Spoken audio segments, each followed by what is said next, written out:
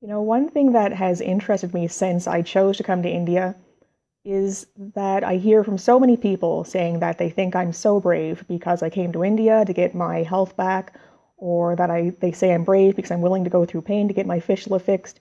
And like I said in my last super emotional video, people really don't understand the disease because it's not really spoken about. But I can say, for me, having a fistula definitely impacted my mental health, my emotional health, my physical health, my spiritual health. It just impacted absolutely everything. Not impacted, it deteriorated absolutely every aspect of my life. So I would think that for people who have fistulas and they choose to leave a ceton in forever, or they don't want to have surgeries because of their reasons, to me, those people are brave because they're willing to go through the rest of their life having so many aspects of their life impacted. I wrote in my blog, fistulasos.blogspot.ca, what it's like living with a fistula, and I'll link that down below. But I just wanted to, I guess, share my thoughts a little bit about living with a fistula. It really, for me, impacted of course, my physical health. The area, my fistula always had a problem with leaking feces, and it depended on the day. Sometimes there was a little, sometimes there was a lot, and by a little, I mean after each bowel movement, it would leak a minimum of, I would say, 2 hours before everything finally cleared out. So that meant some days I was in the bathroom cleaning up every half hour, on the half hour, cleaning, and there's always stuff to clean. And some very, very unlucky days, it would leak all day. So 12 to 24 hours. So that would mean I'd be in the bathroom at least once an hour, cleaning the area. And if I was off for a walk somewhere, of course, I'd have cotton or something to absorb anything that came out of the area. If you go for a walk and you've walked for 15 minutes and you're away from home and you're away from any bathroom and your fistula leaks, that means it's another 15 minutes or a half hour back while the stool is in the area rubbing. And one thing that the doctors never told me about having a fistula, I mean, some fistulas leak pus, some fistulas don't really do much of it all, some leak feces. Unfortunately, mine leaked feces. What doctors never told me about having a fistula that leaked feces is that if the stool is on the area long enough, and this has happened to me several times, that the area will get chafed and start to crack and bleed. And yes, that is extremely, extremely painful. And it wasn't ever for lack of me cleaning. I always had a bag, and if you visit my blog, you'll see there that I had a little go-to bag. I pretty much never left home without it. It had a mirror so I could see the area, Q-tips and cotton and a bidet and coconut oil to soothe the area. So I tried as much as I could. Some days, like I said, I was in the bathroom every half hour, and I'm still, of course, don't forget, still just a regular person trying to live my life. I've got bills to pay, I've got chores to do, I've got a life to live, I've got to go to work. So trying to juggle all of that with going to the bathroom so constantly and dealing with the area cycling through cracking and bleeding, or depending on the types of foods I ate, for example, strawberries or what was it? Pineapple. I love pineapple. Certain foods would kind of tend to clog the fistula so that the stool would get stuck up in there, and yes, that was painful as well.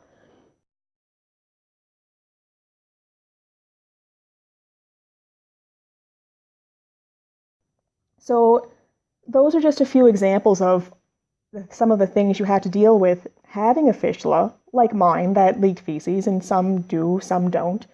And on top of all of that, it's just the overwhelming feeling, for me anyway, of shame and disgust that I have this hole in my body that leaks feces, and it just really ate away.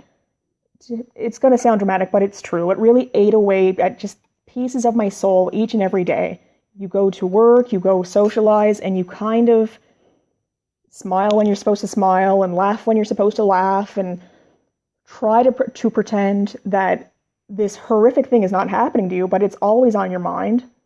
At my worst, I wasn't eating, I wasn't sleeping, I was horrifically, horrifically depressed.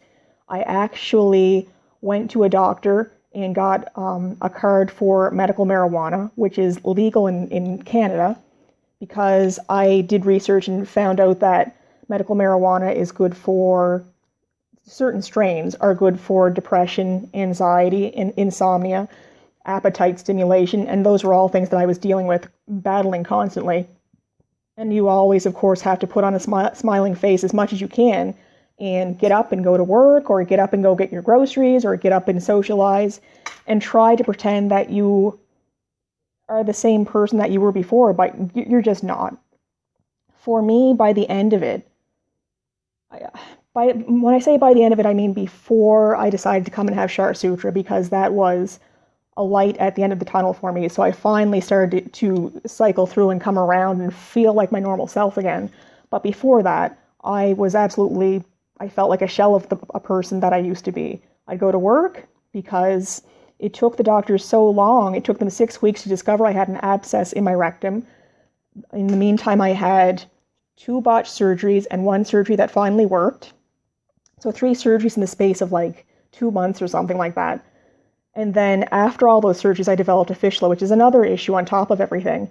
So by the time the doctor had drained my fistula externally, he burned a hole through my body. I could see straight through my body, straight into my rectum. I was absolutely beside myself. I had no sick time left, and I was having to drag myself into work. And kind of, at first, they didn't have a coach for me, so I kind of dragged myself into work and laid on beanbags on the floor to try to do my office job. So there's nothing that I can say that will convey the depths of the shame and the embarrassment of having to drag myself throughout the day, leaking feces constantly, dealing with this chronic health issue, and not knowing whether or not my life would ever be the same. Some people have fistulas and they kind of don't bother them. Some people have fistulas and they have them for their entire lives. I've spoken with people who dealt with fistulas for 5, 6, 7, 8, 9, 10 years. So it's just interesting, I guess. Maybe not interesting. People just don't understand what it's like living with a fistula. And that's what I think about whenever someone says that I'm brave to come here if they've not had a fistula themselves, because I absolutely would have went to anywhere in the world that I possibly could, as long as I could afford it, to find a treatment to get rid of this thing and get my life back.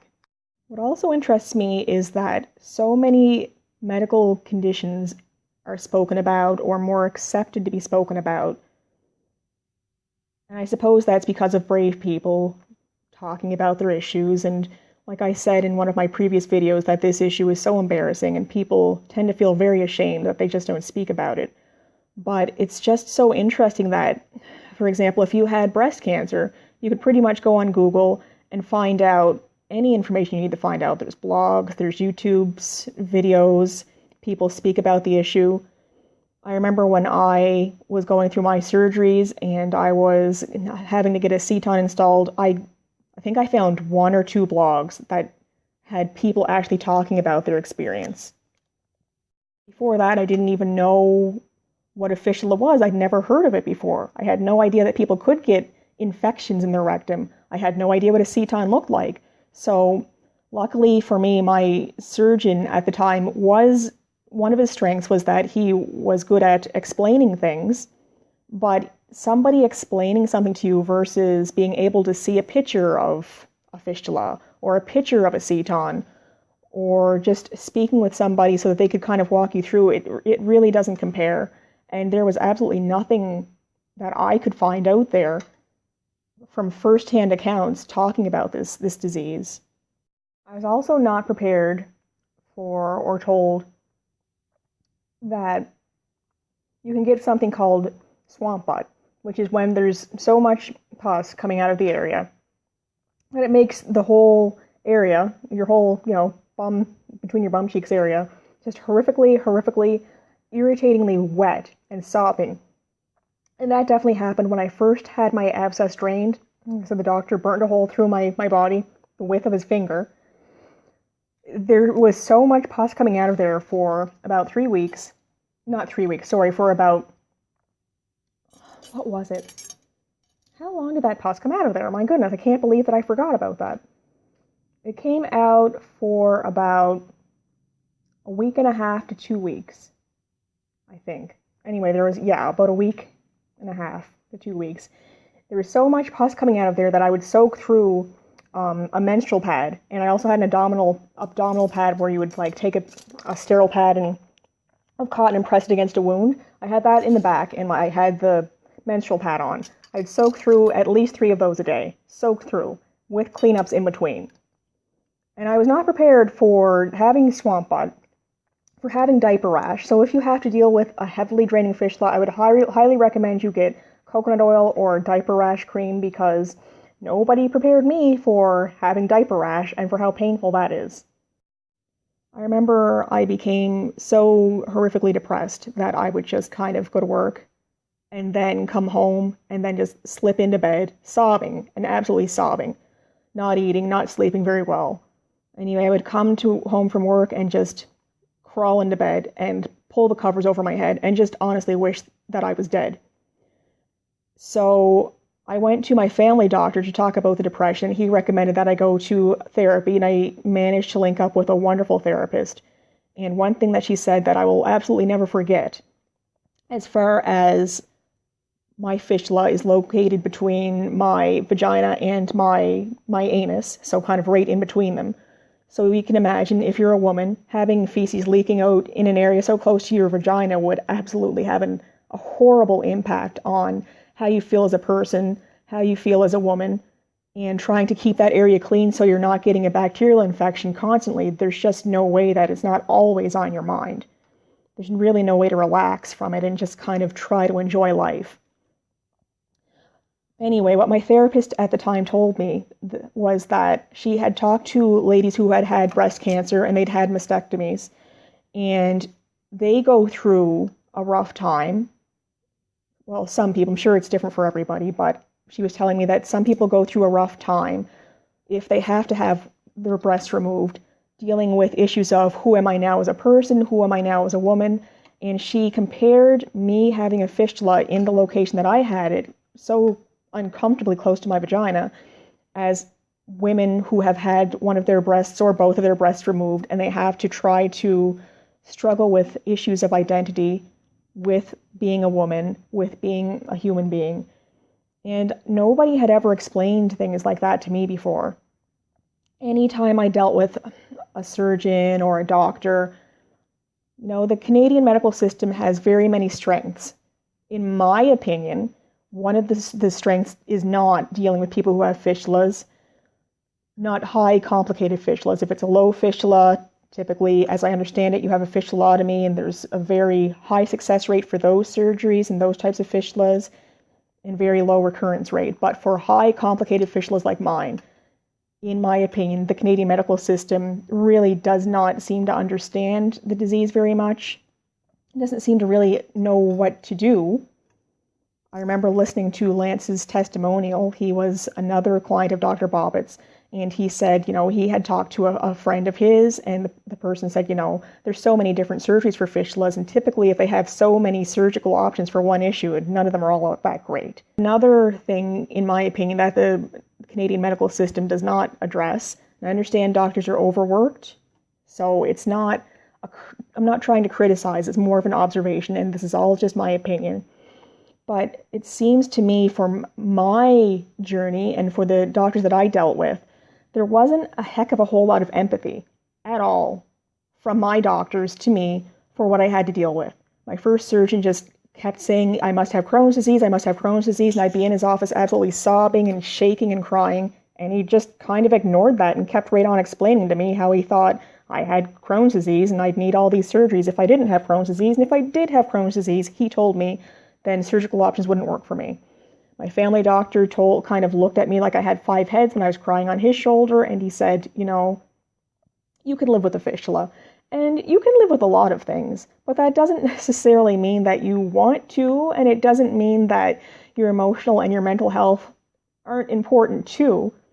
And one of the things that my doctors never seemed to even understand was that this was absolutely eroding every aspect of my life away.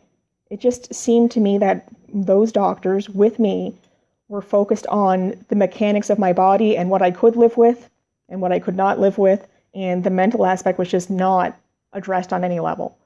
So when the therapist was, of course, it's her job to talk about, help you through emotional issues, and she helped me deal greatly with my anxiety and my depression. When she compared what I was going through with the identity issues that women who have had breast cancer go through, I was absolutely floored, because we're so conditioned. I don't want to say conditioned, it's not that.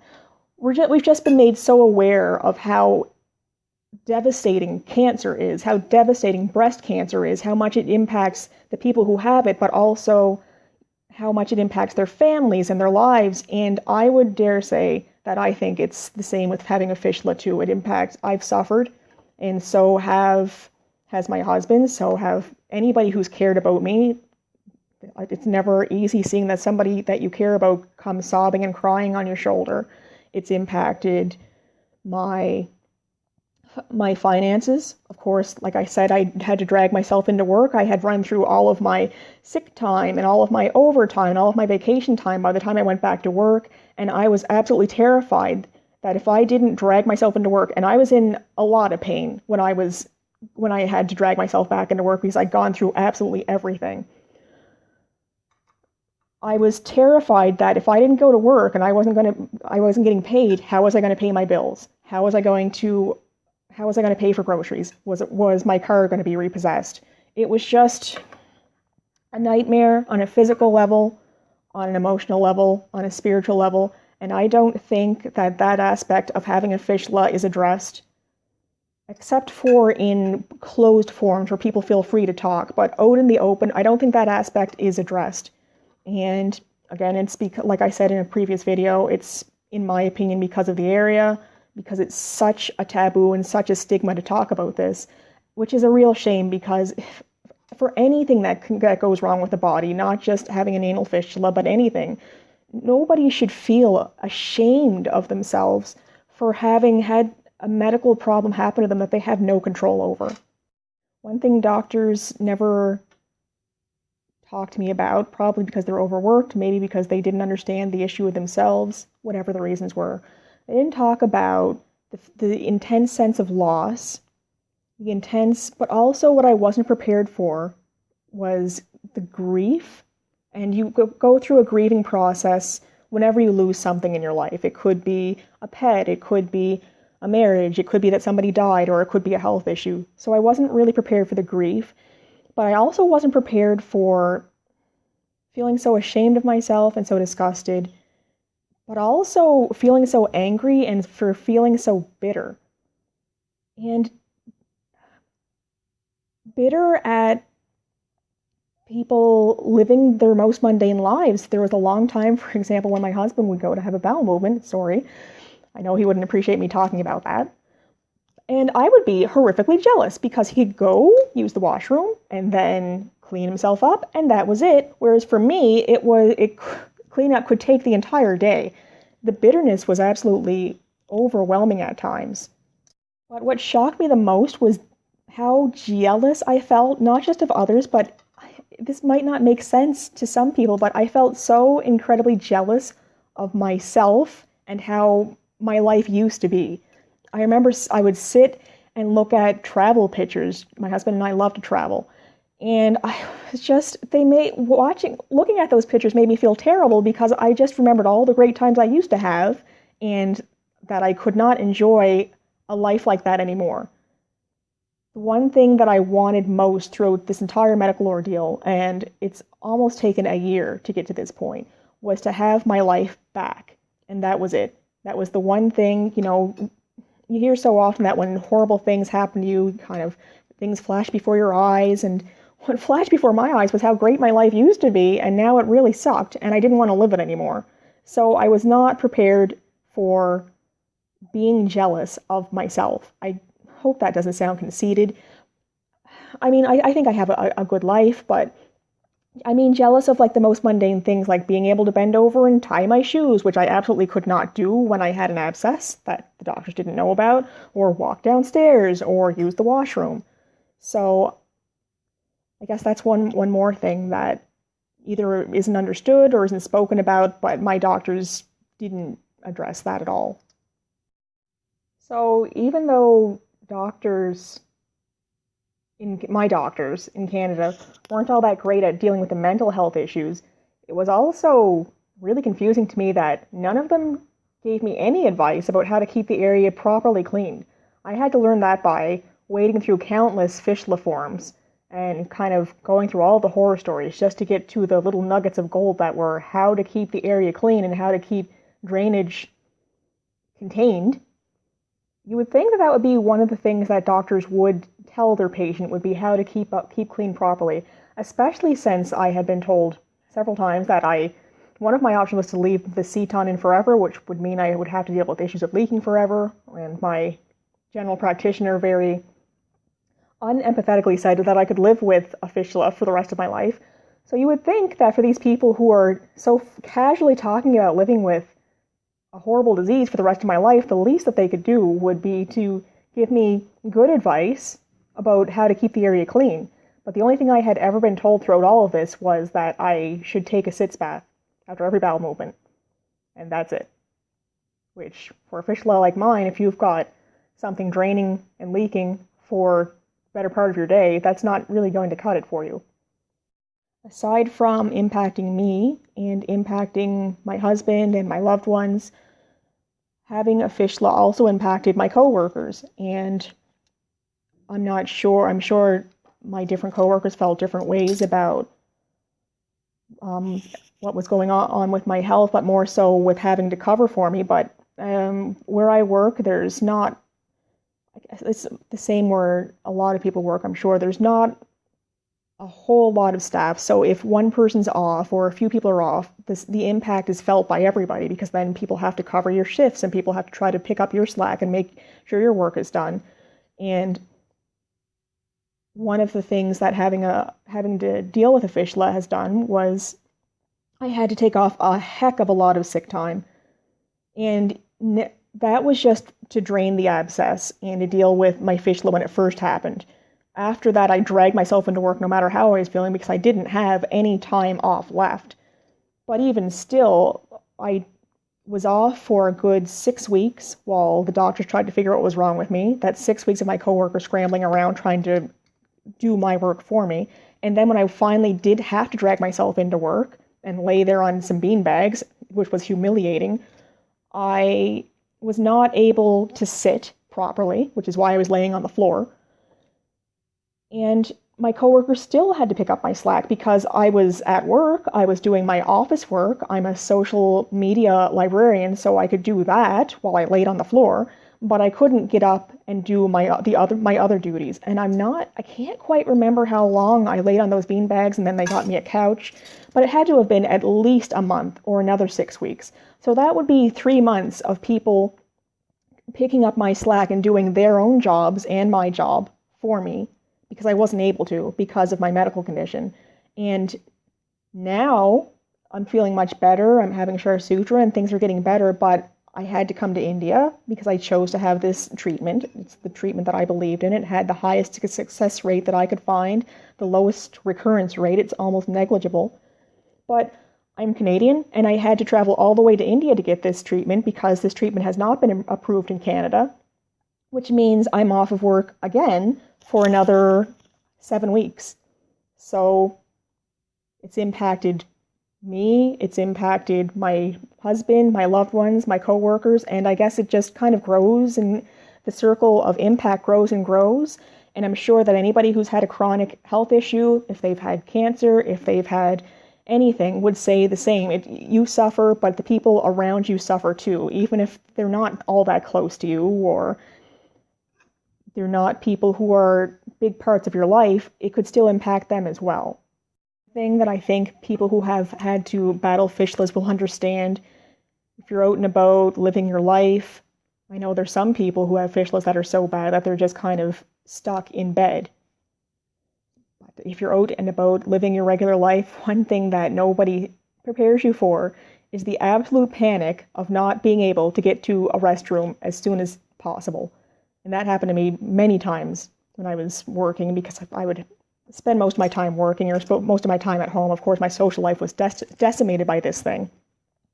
And just the horror of heading towards a washroom and then somebody's in there and oh my God, okay, I have to find another one because this stuff is leaking and it feels so painful and so itchy. I described it to my husband as if you went out into the woods and you wanted to have a pee, for example, and then for whatever reason, all like 50 mosquitoes jumped up and then bit you all in one area and then flew away. If you can imagine that intense itch, or having chicken pox in that sensitive, tender area that's always got pressure on it, that's always being rubbed as you walk around or you sit down or whatever.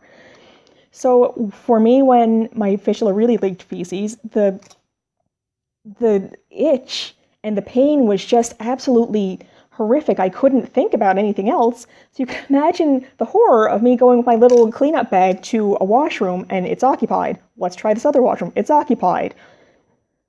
And all you can think about is how long am I going to have to wait this out before I can get in there? Or another issue that many fistula fighters have had to deal with is that in North America, we don't have bidets and we don't have water in the stalls in the washrooms. So you need water to clean up the area. It's not negotiable.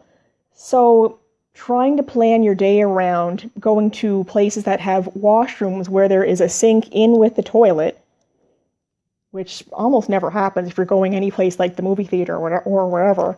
It was just, there's just no words to talk about the obstacles that you have to go through.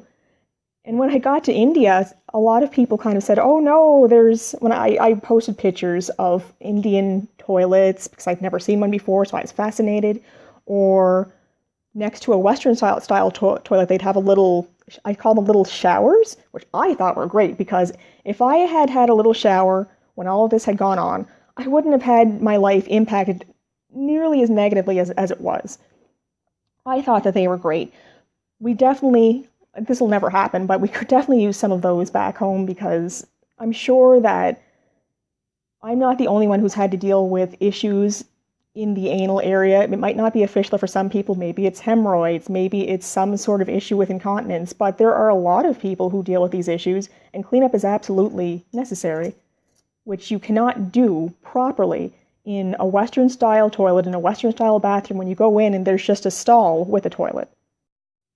So both those about those small showers that are next to some toilets, some Western-style toilets in India. Whenever I had to have a bowel movement at work, I would have to do my business. Of course, I'd be stressed out, because that would immediately mean that I'd have to kind of stuff as much Kleenex up into the area as I could. Luckily, I live about 10 minutes from my job, so what I would do is stuff as much Kleenex into the area as I could, get into my car, go home to shower off the area with my detachable shower head, and then hop into a sitz bath for 15-20 minutes, and then try to dry off, and then come back to work and go through the whole draining process all over again. So, I mean, to say that having to deal with cleanup of one of these horrific little beasts is putting it mildly. It's absolutely something that takes 90% of your attention that you would normally use for the other things that you would do throughout the day. So when people tell me that I'm brave to have come, I understand it, especially since I came to India, never been to India, didn't know anybody who would ever even come to the country. I guess I can understand them saying or feeling like I'm brave, but I didn't want my life back. I absolutely needed my life back. And this was my best hope. And I think that a lot of people who have suffered with any medical issue or have seen a loved one suffer and struggle throughout the day, and just kind of, seen that light in their eye just get dimmer and dimmer every day until it just goes out. I think that if you think about it that way, if you have an understanding of what it's like to go through day in and day out, having a medical condition grind you down, if there's any glimmer of hope at all that you can get your life back, of course, you would go for it. That's how I felt. I felt like when I saw Dr. Bapat kind of in my search for Kshar Sutra, when I saw his picture and I saw what he had to say about his treatments, I remember thinking, if this doctor's legitimate, I'm on the first thing smoking to India, because there's no way I'm going to live my life like this forever. Not if I don't have to. So I guess it's very flattering when people tell me that I'm brave, but I don't feel brave at all. I feel like, why? What other option did I have?